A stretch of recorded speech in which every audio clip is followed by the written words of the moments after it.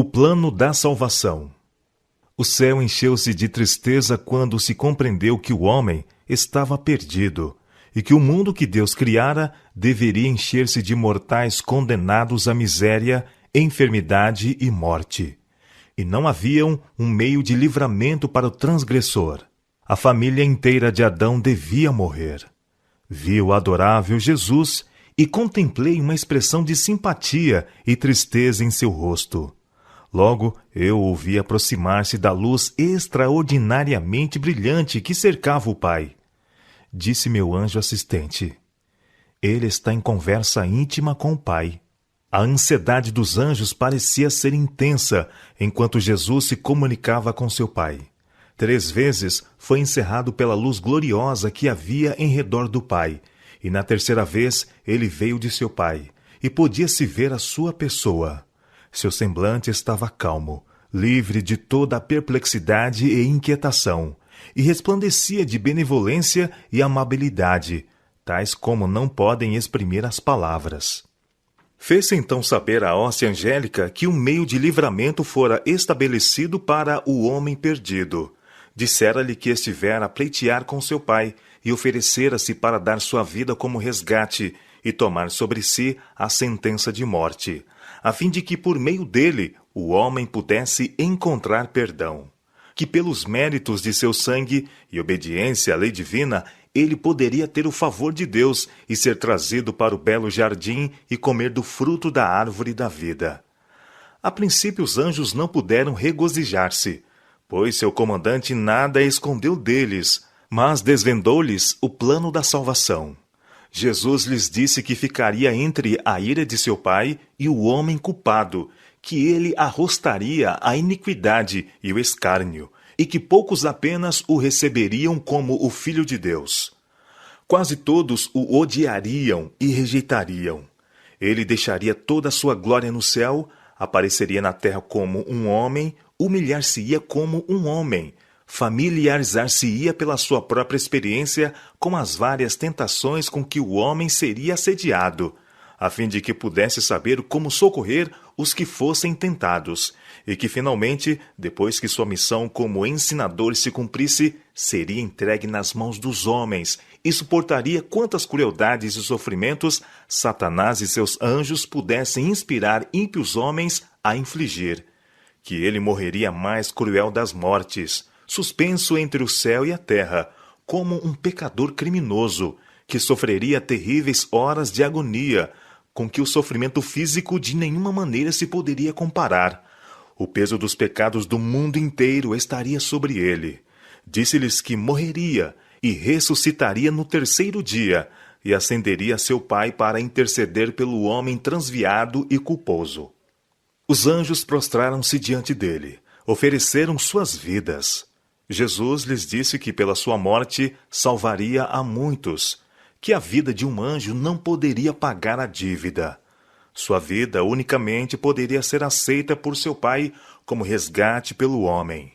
Jesus também lhes disse que teriam uma parte a desempenhar, estar com ele e o fortalecer em várias ocasiões, que ele tomaria a natureza decaída do homem e sua força não seria nem mesmo igual a deles, e seriam testemunhas de sua humilhação e grandes sofrimentos. E ao testemunharem seus sofrimentos e o ódio dos homens para com ele, agitar-se-iam pelas mais profundas emoções, pelo seu amor para com ele, desejariam livrá-lo, libertá-lo de seus assassinos, mas que não deveriam intervir para impedir qualquer coisa que vissem, e que desempenhariam uma parte em sua ressurreição. Que o plano da salvação estava ideado, e seu Pai aceitaria esse plano. Com santa tristeza, Jesus consolou e animou os anjos, e os informou de que dali em diante aqueles que ele remisse estariam com ele, e com ele sempre morariam, e que pela sua morte resgataria a muitos, e destruiria aquele que tinha o poder da morte. E seu Pai lhe daria o reino, e a grandeza do reino sob todo o céu, e ele o possuiria para todo sempre. Satanás e os pecadores seriam destruídos para nunca mais perturbarem o céu ou a nova terra purificada. Jesus ordenou que o exército celestial se conformasse com o plano que seu Pai aceitara e se regozijassem de que o homem decaído de novo pudesse ser exaltado mediante a sua morte, a fim de obter o favor de Deus e gozar o céu. Então, a alegria, inexprimível alegria, encheu os céus. E a hoste celestial cantou um cântico de louvor e adoração. Tocaram harpas e cantaram em tom mais alto do que o tinham feito antes, pela grande misericórdia e condescendência de Deus, entregando o seu muito amado para morrer por uma raça de rebeldes. Derramaram-se louvor e adoração pela abnegação e sacrifício de Jesus, por consentir ele em deixar o seio de seu Pai e optar por uma vida de sofrimento e angústia, e morrer uma morte ignominiosa, a fim de dar sua vida por outros. Disse meu anjo assistente: pensais que o Pai entregou o seu muito amado filho sem esforço? Não, absolutamente. Foi mesmo uma luta para o Deus do céu decidir se deixaria o homem culpado perecer ou dar seu amado filho para morrer por ele. Os anjos estavam tão interessados na salvação do homem que se podiam encontrar entre eles os que deixariam sua glória e daria vida pelo homem que ia perecer. Mas, disse o anjo, isto nada adiantaria. A transgressão era tão grande que a vida de um anjo não pagaria a dívida. Nada, a não ser a morte e intercessão de seu filho, pagaria essa dívida, e salvaria o homem perdido da tristeza e miséria sem esperança. Mas foi aos anjos designada a obra de subirem e descerem com bálsamo fortalecedor, trazido da glória, a fim de mitigar ao Filho do Homem os seus sofrimentos e ministrar-lhe. Seria também sua obra proteger e guardar os súditos da graça contra os anjos maus e as trevas que constantemente Satanás arremessa em redor deles. Vi que era impossível a Deus alterar ou mudar sua lei para salvar o homem perdido e que ia perecer.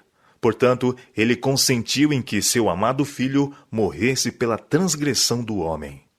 Satanás de novo regozijou-se com seus anjos de que, ocasionando a queda do homem, pudesse ele retirar o Filho de Deus de sua exaltada posição.